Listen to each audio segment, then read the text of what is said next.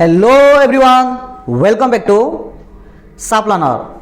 तो श्रेणी दशम पिले आज वीडियो आम आलोचना करवा जो भीमंक सिंहनाद रड़ी यही जो पद्यटी अच्छी तुम साहित्य बहीर यार पे पाखापाखि 50 इंपोर्टां आउ सिलेक्टिव एमसीक्यू प्रश्न आम ये डिस्कस करवा। ठीक अच्छे, तो चलो अधिक डेरी करवा नहीं, आम स्टार्ट करदे। देख एक नंबर प्रश्न देला भीमंक सिंहनाद रड़ी पद्यर कवि किए? जगन्नाथ दास, जशवंत दास, सारला दास ना बलराम दास? फटाफट आंसर दियो, देखिए कि राइट आंसर दे पाउछि। भीमंक सिंहनाद रड़ी पद्यर कवि किए? आंसर होछि पिला माने ऑप्शन सी सारला दास। ठीक अच्छे, चलो नेक्स्ट क्वेश्चन देखिबा। सारला दास पितृदत्त नाम कौन थिला? सारला दासंग पितृदत्त नाम कौन थिला? सिद्धरूपा परिडा, नरोत्तम परिडा, सिद्धेश्वर परिडा ना अन्वेषण परिडा? पिला मन राइट आंसर आसीबो ऑप्शन सी सिद्धेश्वर परिडा। ठीक अच्छे, नेक्स्ट देख। सारला दास केउ देवी को आराधना करी अपूर्व कवित्व प्राप्त होइथिले? बांकीर चर्चिका, जाजपुर बिरजा, महांगार चंडिका, झंकड़र सारला? तो सारला दास केउ देवी को आराधना करी अपूर्व कवित्व प्राप्त होइथिले? पिले माने आंसर आसीबो ऑप्शन डी झंकड़र सारला देवी को। परवर्ती प्रश्न देख। सारला दास केउ गजपति समसामयिक होइथिले? मीन्स केउ गजपति राजा समय रे सारला दास थिले? चोडंग देव, कपिलेन्द्र देव, प्रतापरुद्र देव ना पुरुषोत्तम देव? ऑप्शन बी पिला कपिलेन्द्र देव हम राइट आंसर। नेक्स्ट क्वेश्चन देख, जस्ट ए सेकेंड। सारला दास क्यों कवि रूपे ओडिशा रे परिचित? उड्र जातीय कवि, माटीर महाकवि, आदि कवि ना सब गुड़िक? आंसर पिला ऑप्शन डी सब गुड़िक। अर्थात सारला दास को उड्र जातीयतार कवि, माटीर महाकवि, आदि कवि सबू भाव में ओडिशा रे परिचित अछंती। निम्नोक्त केउंटी सारला दास रचित काव्य? महाभारत ना चंडीपुराण ना बिलंका रामायण ना सब गुड़िक?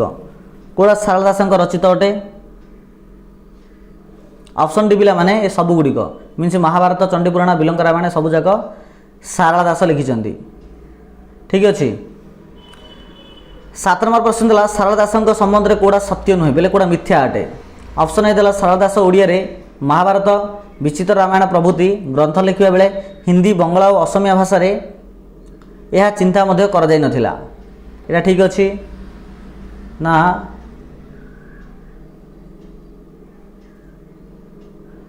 ओडिशार भूगोल, धर्मपीठ, नद नदी और किंबदंतीर रूप पाई तांका महाभारत होची ओडिया जातिर आत्मपरिचय परिचितर मूल्यवान ग्रंथ। एडा हबो ना उड्र जातीयता बोधर से ही प्रथम रूपकार ना श्री चैतन्य तांको अति बड़ी मान्यतार भूषित करथिले? तो कोड़ा हबो आंसर? आ भितर पिला माने ऑप्शन डी टा भूल अछि, एटा भूल अछि आ सब जा ठीक अछि। तो आंसर आसीबो ऑप्शन डी। नेक्स्ट देखो। भीमंक सिंहनाद रड़ी विषयटी महाभारतर केउ पर्वरु गृहीत? भीमंक सिंहनाद रड़ी विषयटी महाभारतर केउ पर्वरु गृहीत?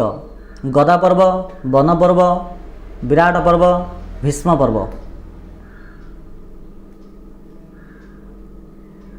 फटाफट आंसर दियो। ऑप्शन ए गदा पर्व। ऑप्शन ए गदा पर्व।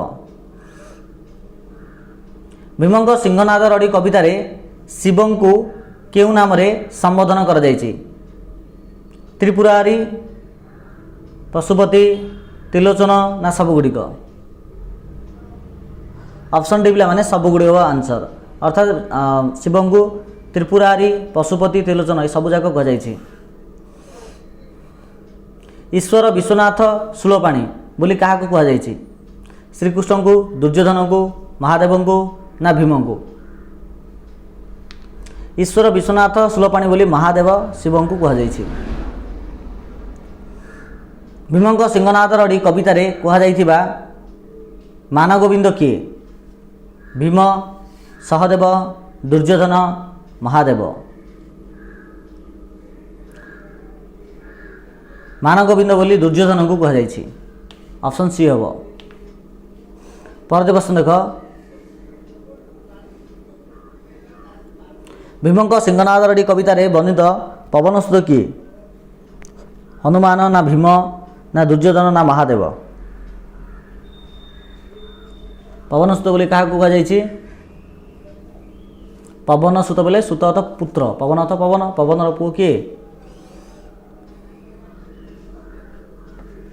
भीम को कहुई। जगन्नाथ, गोविंद प्रभृति नाम कहाँकर? महादेव, भीम, श्रीकृष्ण ना दुर्योधन?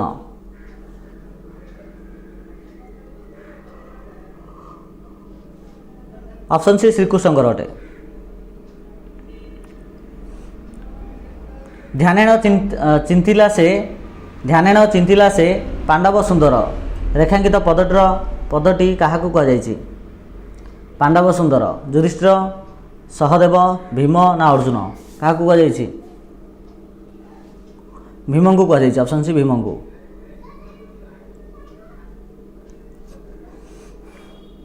शिव को आराधना करी कौन प्राप्त होगा को सहदेव परामर्श देइछन्ति?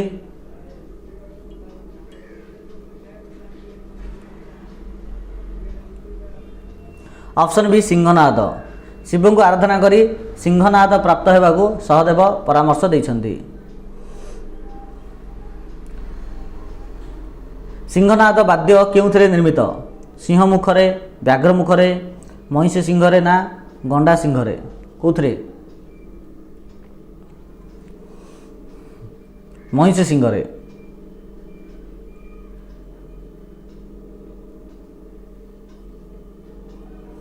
पूर्वे क्यों दैत्य महादेव आस्थान को उपाड़ी नहीं? पूर्वे क्यों दैत्य महादेव आस्थान को उपाड़ी नहीं? रावण ना बाली ना अश्लेषा ना दूषण? आंसर पिला माने ऑप्शन सी अश्लेषा। ठीक अच्छे। देख क्यों महावीर अश्लेषा दैत्यों को मारी महादेव आस्थान को उद्धार करते? हनुमान, भीम, दुर्योधन, अर्जुन? Option B Bhima.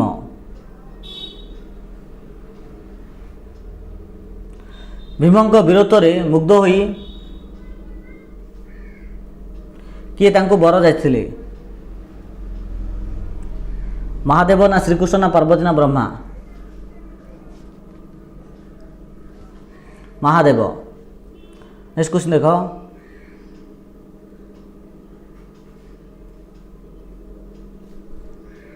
भीमक सिंहनाद रड़ी कवितार वर्णित उमा क्यों देवी अटंती? लक्ष्मी ना पार्वती ना सरस्वती ना दुर्गा? उमा बोली एठारे क्या कहुई? पार्वती को कहुई। Option B.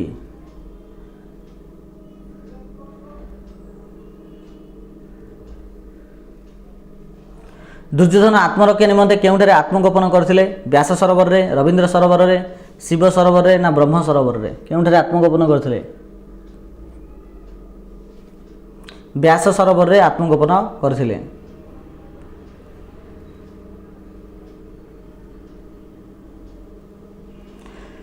व्यासदेव व्यास सरोवर मध्य क्यों ग्रंथ रचना करथिले? व्यासदेव व्यास सरोवर रे क्यों ग्रंथ रचना करथिले?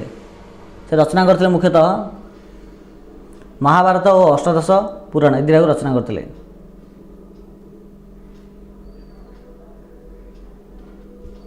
व्यास सरोवर मध्य शिव कहीं प्रवेश करथिले?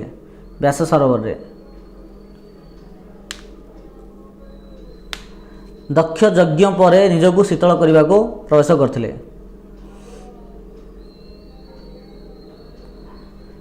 सिंहनादर तेज को कहा सह तुलना करा जायछि?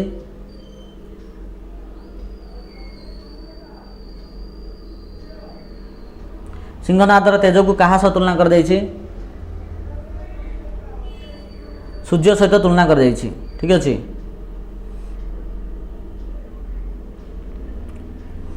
व्यास सरोवर क्यों मनीषी नामानुसार नामित?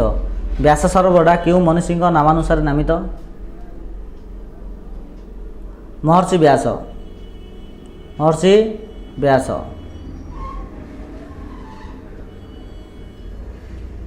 अंतरिक्षे आसी प्रवेश होइला। अंतरिक्षे आसी प्रवेश होइला रेखित पदर अर्थ कौन? अंतरिक्ष अर्थ कौन? आकाश ना पृथ्वी ना पर्वत ना समुद्र? कौन आंसर? ऑप्शन ए आकाश।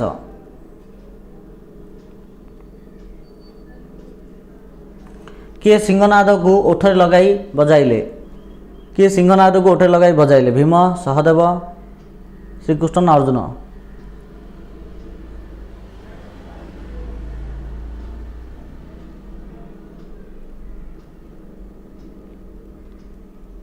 पूरा आंसर ऑप्शन ए पे भीम हम। ठीक अच्छे। नेक्स्ट देख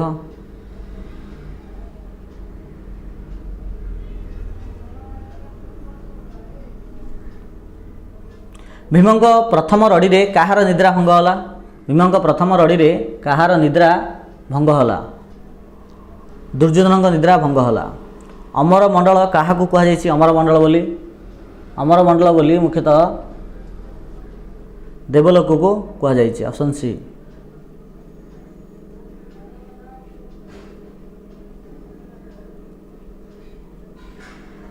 भीमंक सिंहनाद रड़ी कवितार धृतराष्ट्री क्या कहुई? धृतराष्ट्री बोली क्या कहुई? दुशासन को, दुर्योधन को, भीम को ना सहदेव को? धृतराष्ट्री बोली क्या कहुई? ऑप्शन बी दुर्योधन को कहुई।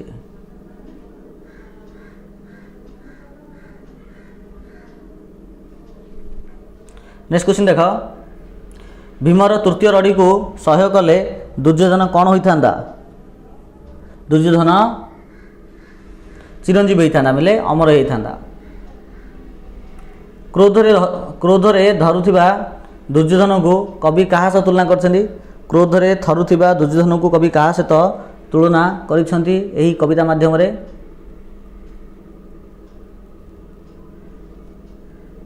कदलीपत्र सह तुलना करिसेंति। लक्ष्मी दुर्योधन स्कंधरे विराजमान हेतु दुर्योधन को कौन कह जाए? दुर्योधन को कह जाए पन्नग नारायण। कौन कह जाए? पन्नग नारायण बोली कह जाए।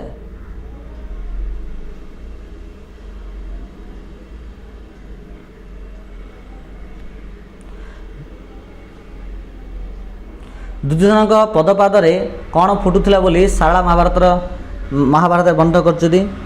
दुर्योधन पदपादरे कौन फुटुला बोली सारला महाभारत वर्णना करछन्ति? स्वर्ण चंपा, स्वर्ण पलाश, स्वर्ण कहीं, स्वर्ण पद्म? कौन आसो आंसर? ऑप्शन डी पिला माने स्वर्ण पद्म। भीम समुदाय केते थर सिंहनाद करथिले? भीम टोटाल केते रड़ी छाड़िथिले?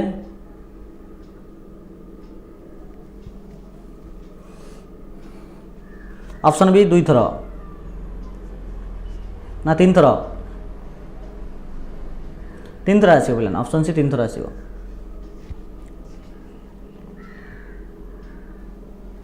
भीमंक सिंहनाद गर्जन रे क्यों पर्वत टलमल होला? क्यों पर्वत? मेरु पर्वत टलमल होला। सिंहनाद शब्द रे किए थरी उठिला? सिंहनाद शब्द रे मुख्यतः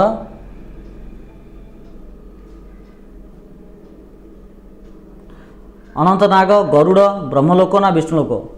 कोड़ा answer? Ananta Naga. Option A Ananta Naga. Next देख केउंटी सप्तसागर मध्य अंतर्भुक्त नुहे? आ भर गोटा सप्तसागर मध्य अंतर्भुक्त नुहे? लवण, सुरा, दुग्ध, मधु? कोड़ा सप्तसागर नाही?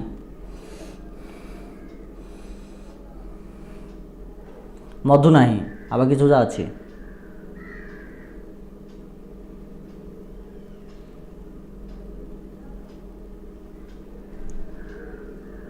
भीमंक सिंहनाद रड़ी रे पृथ्वी किपरि थरिबाकु लागिला? कदली पत्र शिशिर बिंदु भली, पद्मपत्र जल परी, ढेउरे बोईत बोहिला परी ना सुओ मुहरे पत्र परी? किपरि? पद्मपत्र रे जल परी थरिबाकु लागिला। भीमଙ୍କ सिंहनाद रड़ी केउं मंडल प्रकम्पित होला? मुख्यतः भूलोक महददी सूर्यमंडल ध्रुवमंडल स्वर्गमंडल सबुजाक मंडल थरिया लगिला।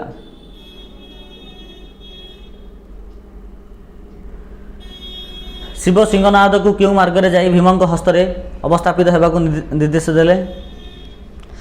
शिव सिंहनाद को क्यों मार्ग में जाई भीमଙ୍କ हस्तरे अवस्थापित होगा निर्देश देले?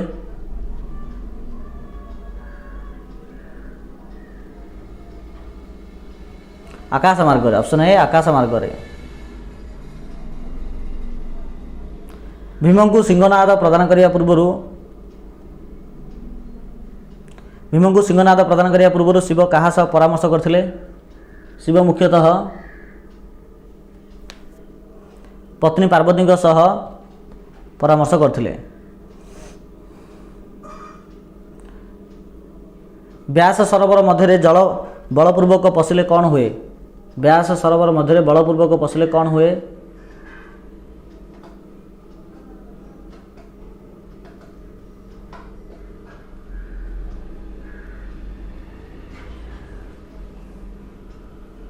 कौन हुए? प्रवेशकारी ध्वंस हम मीन्स मरीज। महामाई लक्ष्मी दुर्योधन को क्यों बारण करथिले?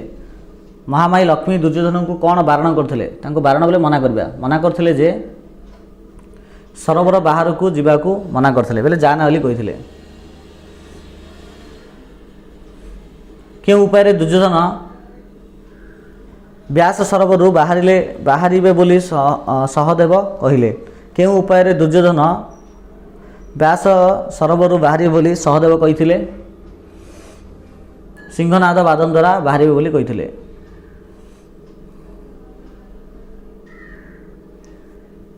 दुर्योधन काहा उपरे भरोसा करी लक्ष्मी को निर्देश को अवज्ञा कले?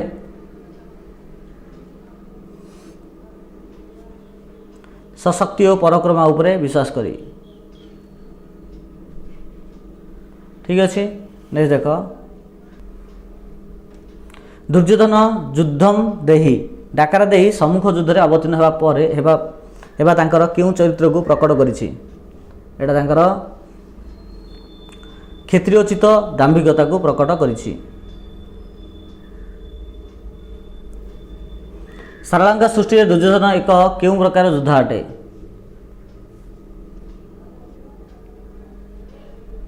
महत्वाकांक्षी योद्धा अटे।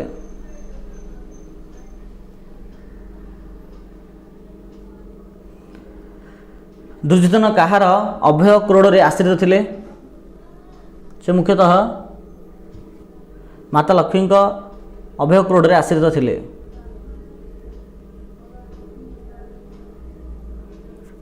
दुर्योधन गदार भार केते?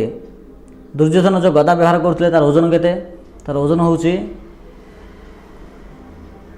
70 भार। कौन हम 70 भार। तो बास पे 50टा इंपोर्टेंट एमसीक्यू प्रश्न था जहाँ को डिस्कस कले। आई थिंक समस्त बुझा पड़ जाइए। जदि किसी डाउट हो कमेंट सेक्शन में पचार। तो जानक प्रतिदिन संध्या समय प्रकार रेगुलाली क्लासेस हुए तो समस्त इस समय जॉइन होगा चेष्टा करेंगे। और जो मैंने न्यू अच्छे प्रकार रेगुलर अपडेट पाई निहत चैनल को सब्सक्राइब करदेव। ठीक अच्छे। यहाँ बेल आइकन को दबाई ऑल नोटिफिकेशन को क्लिक करदेव। ओके तो चलो सन्तु थैंक यू सो मच।